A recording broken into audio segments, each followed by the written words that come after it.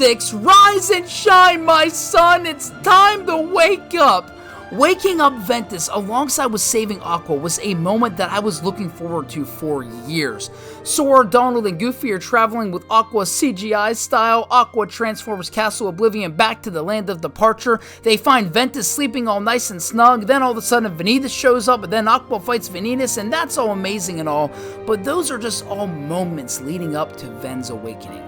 Sora and Ventus are having an interaction in this dive to the heart sequence right before he actually wakes up, and Ventus thanks Sora for always keeping him safe. Then his eyes slowly open, and then here he comes. You want a piece of this? Bang! Magic barrier? Goodbye! Hands off my girl! You freak! This scene was so epic, and the best part of this entire sequence is the fact that Sora and Ventus are finally meeting for the first time in the flesh. The entire reason in the first place of why Sora can even wield a Keyblade is because of Ventus. This scene could not have been done any better for me. Truly amazing. Good morning, Ven. Good morning, Aqua.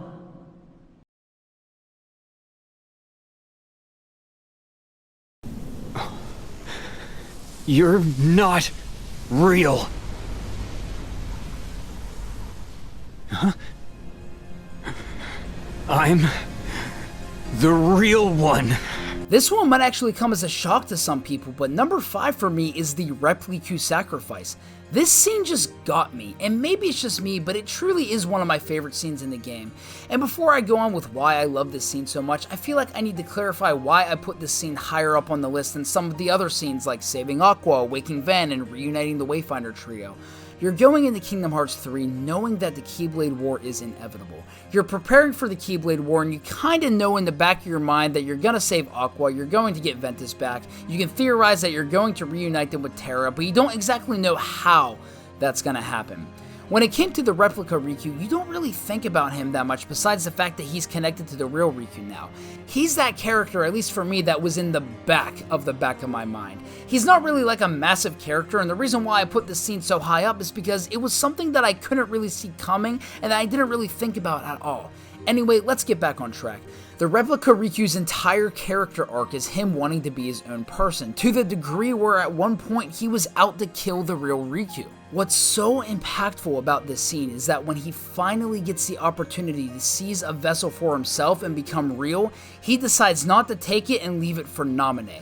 Naminé to the replica is like Kairi to Sora. She is the one thing that he cares about the most, even above becoming real. And the line that makes this scene so powerful is when he tells Riku, "The world already has you."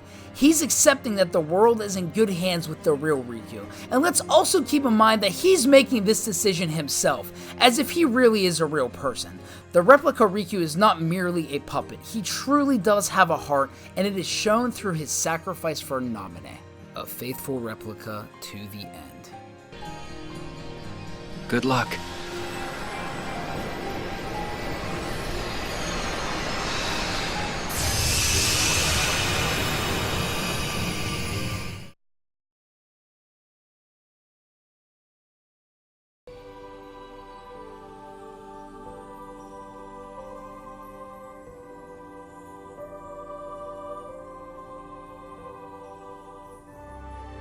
Need some help?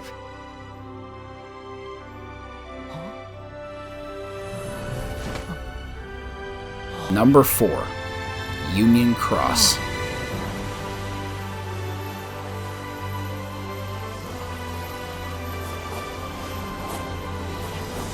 Now, Nomura said before the game released that a select number of Union Cross players would have the opportunity to have their names featured in Kingdom Hearts 3. And of course, we didn't really know what that was going to look like, but man, I will tell you, I did not expect this. This scene came out of nowhere, a moment that I had no idea I needed in my life until it actually happened.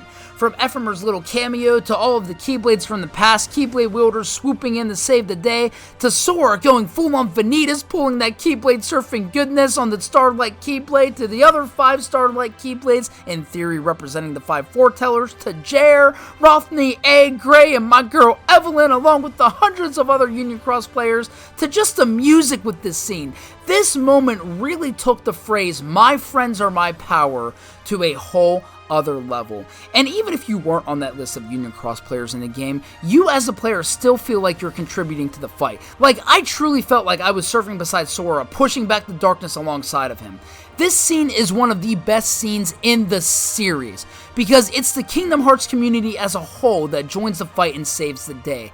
And I just want to say, on behalf of the fans, thank you Square Enix for delivering this to us and truly making us a part of the Kingdom Hearts franchise. Number 3, the ending. I mean, wow. It is the greatest feeling in the world seeing everyone together. It is the greatest feeling in the world hearing Simple and Clean orchestra style in the background. It is the greatest feeling in the world seeing Axel and Xion rocking their new outfits, eating ice cream with Roxas, and then freaking Saïx on the clock tower, followed by Hayner, Pence, and Olette joining only moments later. It's amazing seeing Naminé brought back and having Riku come to pick her up on the replica's behalf, and the moment that follows after Don't Think Twice starts playing is a moment that I only saw in my dreams. Everyone is together on the Destiny Islands. We're playing Frisbee, we're crafting lucky emblems, Naminé and Xion are collecting seashells. It is the perfect ending. And yet, it's also insanely bittersweet because you see Kairi and Sora sitting on that Palpu tree, confirming that Sora saved Kairi, only for Sora to vanish in the end. Sora, the one character that saved everyone, the one character that brought everybody together again, ended up making one last sacrifice for Kairi. Now, we know Sora is going to come back, and we know he's not dead because of the secret ending, but as to how that's going to unfold, we will have to see. By far, my favorite ending in this series.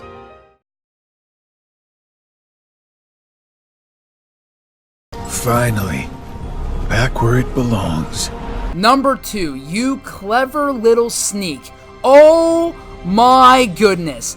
The Kingdom Hearts 3 epilogue was mind-blowing. Just revealing the foretellers in the present day was nuts in itself, and Xigbar being Luxu all this time was the craziest reveal in the series. I was losing my mind because I love Xigbar. He is such a cool character, a very enjoyable villain, and honestly probably one of my favorites. And there were so many theories about Xigbar's true intentions going into Kingdom Hearts 3, especially because of that scene we got in Recoded when he says that he's got his own plans, but man, I honestly did not expect this, and it was truly glorious. So that reveal was crazy and all, but the biggest reason why I love this scene so much is because it sets up what's to come next and gets me so excited for the future of Kingdom Hearts. From the looks of how the epilogue unfolds, it seems like they're setting up the Foretellers, Luxu, and the Master of Masters to be like the new Seven Darknesses, or just a new antagonists, and they're pitting them up against Sora and, in theory, the rest of our Keyblade-wielding companions. Oh, and we still don't know what's in the box. That is the biggest question going around in the Kingdom Hearts universe. I hope you like long stories. And honestly, I'm okay with not knowing what's in it yet, because that mystery gives me something to look forward to for the future games. Kingdom Hearts 3's epilogue makes me so hyped to see how the story is going to continue, and if Square plays their cards right, the next couple of Kingdom Hearts installments have the potential to be the best in the franchise. Before we move on to my number 1 pick, here are some honorable mentions.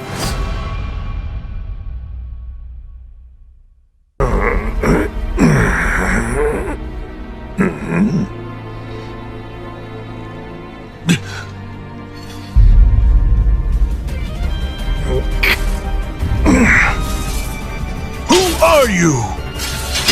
Got you, Xehanort. Figures. If I had a Keyblade, it'd be different. Like you're actually worthy to use one. Oh. I am worthy. What do you mean?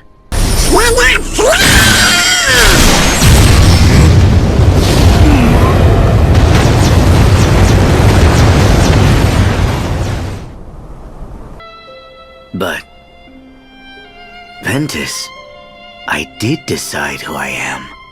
You see? And what you are is darkness? What I am is darkness.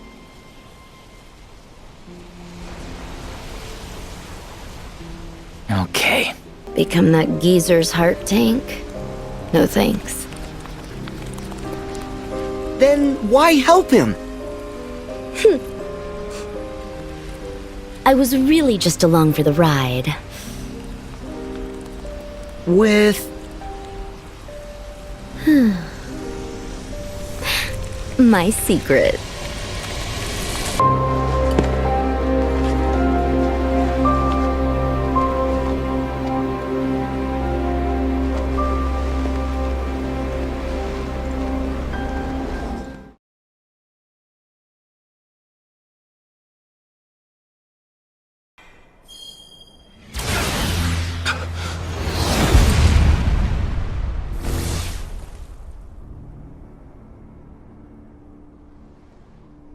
Hands off my friends.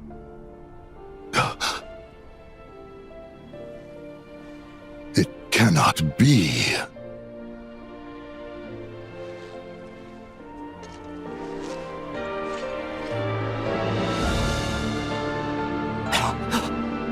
Roxas! My turn. That's right, number 1, Roxas returns and the sea salt reunion, the return of the prodigal son himself. I mean, where do I even start? Before Roxas even comes back, this whole thing with Shion is insanely emotional because she's being controlled by Xemnas and no one remembers who she is. And when Xemnas tells her to strike down one of her best friends, you can tell that she's struggling to do it because her Keyblade starts shaking. Shion is a direct line to my heart, and the moment that began the tears for me is when she starts attacking Sora after he intervenes. And Sora says, "It's alright, you can stop now, it's alright." I don't know why, but that just killed me. And then he says her name. Sora's crying, Shion's crying, everyone is crying. And actually, someone pointed out to me that when Sora says her name, it sounds like Roxas's voice coming through, making it so much more meaningful. Then seconds later, Axel remembers her, and I can't even picture what he was feeling in that exact moment. And then, Roxas, making his grand entrance Infinity War style to protect his friends. It was everything I could have ever wanted in this reunion. And the moment that the other promise starts playing right when he returns, I mean, if you didn't feel something there, I'm sorry.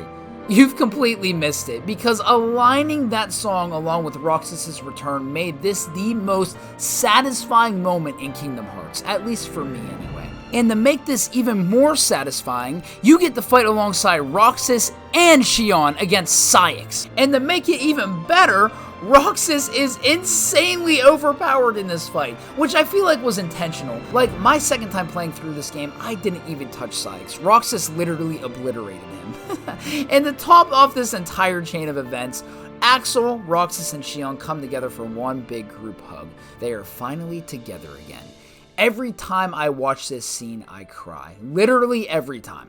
This entire sequence was just perfect. And you know what? Maybe there were other scenes that deserved the top spot, but guess what? This is my list, these are my favorite scenes, and this scene is my number 1. So there you go, guys. What were your favorite scenes in Kingdom Hearts 3? Let me know down below in the comments, and if you enjoyed this list, make sure to like and subscribe for more content in the future. I'm Andy Brew, and I will see you later.